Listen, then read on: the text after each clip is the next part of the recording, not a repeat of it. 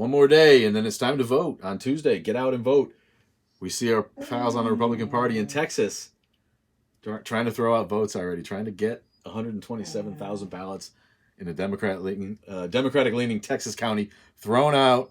They're trying to do it. They know there's too many people. If everybody who can vote votes, they will not win. So make sure you get out and do it. I did it already. It was great. Kenosha, props. They had a drive-through that was fantastic. Gave you every confidence that your vote was being counted properly, and it was sanitary and no touch and perfectly legal. This is part of why these people wanted to get them discounted, was that they thought the drive-through was unconstitutional. Shut the fuck up. They did this with their lack of preparation for COVID. Now we have these decent options, which really, you're never going to see the end of this. It was so great that even in non-COVID years, drive-through voting and stuff's not going to go away. It's just like there's so many convenient ways to do it now, and the early voters are all voting for or against Trump, I should say. I got to be counted as one of those people who's not really crazy about Biden. Status quo, old boy. How do we have the two oldest fuckers running? The two oldest fuckers ever, and I'm an old fucker. I don't want to see these people in charge.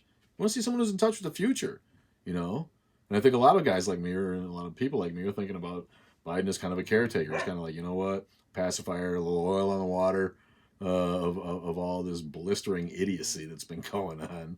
Hopefully the Republican Party can pull itself together after this disaster that they let themselves get into with this shit. I remember being a proud Republican. My parents were cool. They were good Republicans. They weren't crazy ass evangelical Christians or hateful race baiting bigots, in the country driving trucks with fucking flags on them and whooping and hollering and cheering on, blatant racism from the leadership. So hopefully, we can get back to that, and maybe the dog can shut up out there.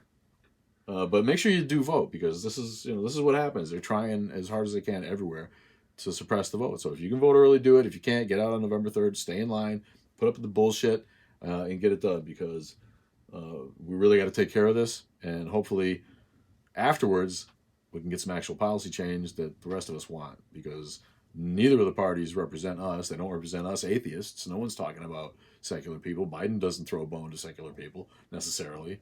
Kamala got all prickly when Pence questioned her religiosity, but no one gets upset when atheists get snubbed. So the real work is still out there, whether Biden wins or not. So make sure you do the right thing, at least get reasonable people in office, so that we can start talking about the way that the future needs to be for the rest of us who don't give a shit about these would-be theocrats or these bigoted isolationist anti-socialist of all idiot things, country boobs, uneducated fucks, And I'm no communist, but I gotta ask people. All we hear in the West is communism is a failed system. Communism is a failed system. Communism is a failed system. Meanwhile, communist China poised to take over the fucking world. So get out there and vote. I don't want to have to tell you again, piss ants.